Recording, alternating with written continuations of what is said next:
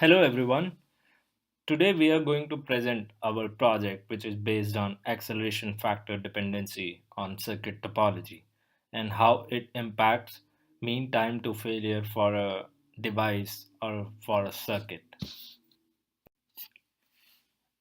As we are scaling down the transistors towards atomic limits, we have seen rising concerns in reliability of the products. Manufacturers and designers have constantly reported unforeseen failures at advanced nodes.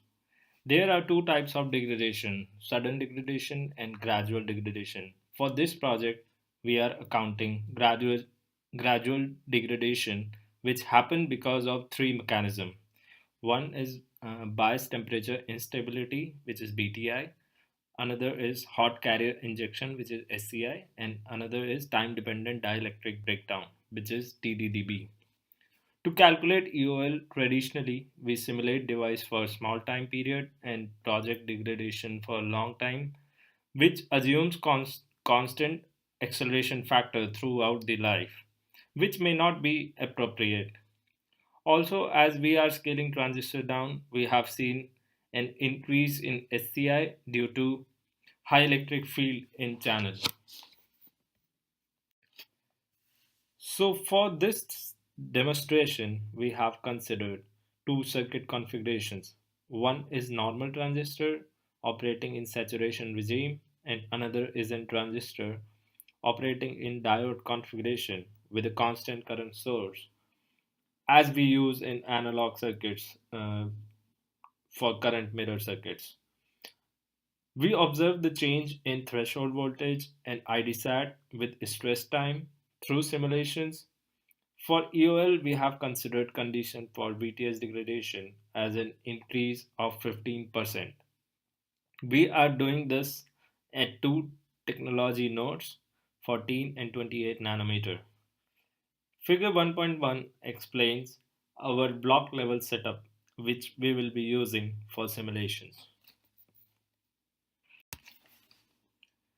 In current methods of prediction, as I said earlier, we do simulations for a small time period and project those degradations for longer time, like 5 or 10 years. This may not be very accurate as it's impossible to account for future change in operating conditions and feedbacks. The idea of constant acceleration factor through, throughout the life may lead to discrepancy in our results and actual behavior. As you can see in figure 1.2, one case of short-term prediction lead to a EOL which is 10x time lesser than the another simulation data. Therefore, it's a necessity to account for various factors for more accurate prediction. So these are the two circuits configuration which I was talking about earlier. One is normal transistor, which is shown on left hand side of the figure 1.3, and another is a transistor connected in diode fashion with a constant current source, which is on right hand side of the figure. There is a hidden feedback in transistor connected in diode fashion. I will try to explain what kind of feedback I'm talking about. As our transistor degrades with time, its current carrying capability also decreases. But in diode case, we are forcing the transistor to operate with same current. Hence, its VDS has to go up to maintain the same current, and SCI is dependent on VDS. Hence, aging causes more SCI and SCI causes more aging, which is a feedback in this kind of circuits. This is the feedback which will be responsible for different aging mechanics in these two circuits configuration. From here on, Swaparnika will explain the further proceedings in this project.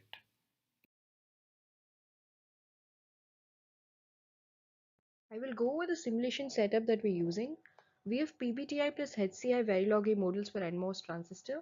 These are connected on two different circuit topologies as you can see in the diagram. And as we apply T stress, there occurs a degradation in the transistor which is observed in the form of degradation in the current flowing through the transistor. And we have a SPICE file which includes these Verilog files that have been used to run the transient simulations. And the variations in IDSAT and VTH can be observed by the results of these simulations.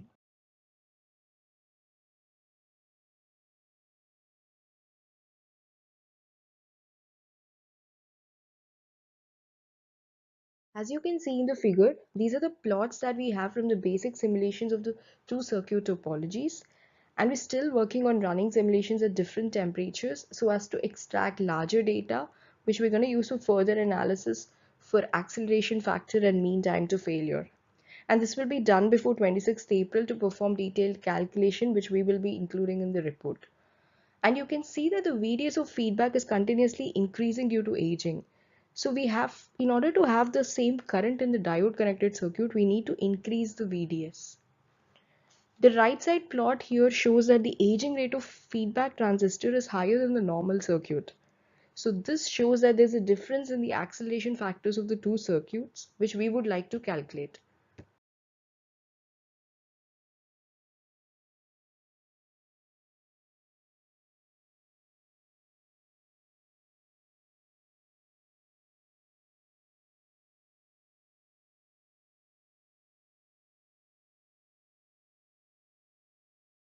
These are some of the observations from the simulations. And firstly, we can see that the degradation in feedback configuration is much faster compared to a normal circuit, which can be detrimental for an IC, ultimately leading to functionality failure of device.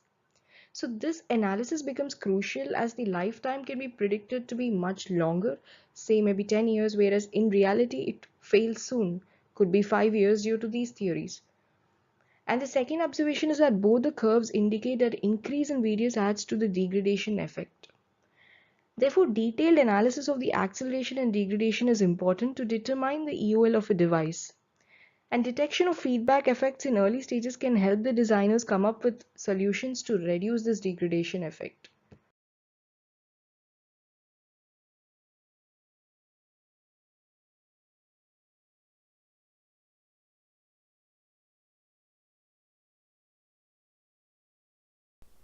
Hello guys, I'm Vignesh. So I'll be doing the last 3 slides. So the task allocation, as you can see from the table, was divided among the three of us. The circuit determination and the rating of those Verilog A models and the rating of the shell scripts was assigned to Mono. The understanding of the conventional models and the impacts that will be seen in terms of IDSAT and converting the degradation in IDSAT to MTTF and the plotting of those data was assigned to Sauparnika. The final concluding plots and the simulation data and writing the SPICE code for the simulation was assigned to Vignesh. The presentation, the final report making and the submission was done by all three of us. So this table shows all the work that is carried out by us, and we have also listed the timeline to finish these tasks. And so this is the same table that we used for our previous submission. We have not changed it, and we did provide some little buffer to finish some of these tasks, and since we are on time to finish, we will be using that little extra time that we have to make our report more clear and concise. So this slide shows the remaining work that we have and the bottlenecks. For the remaining work, we are going to use the threshold voltage numbers and the IDSAT numbers, and using those we can calculate the IDSAT values. We can also calculate the mean time to failure and the acceleration factor. So we are planning to simulate this for different temperatures, and using that we can verify the Arrhenius equation. We are also planning to compare the acceleration factor and the mean time to failure for these two configurations. This is our remaining work. For the bottlenecks, what we could be potentially facing is that the repetitive simulation for different temperatures may take a little longer time to complete. And if the simulation data do not come as expected, we would be needing to align the Verilog A model. These could be the potential bottlenecks, but we are confident that we will be finishing our project within the deadline. Yeah, thank you.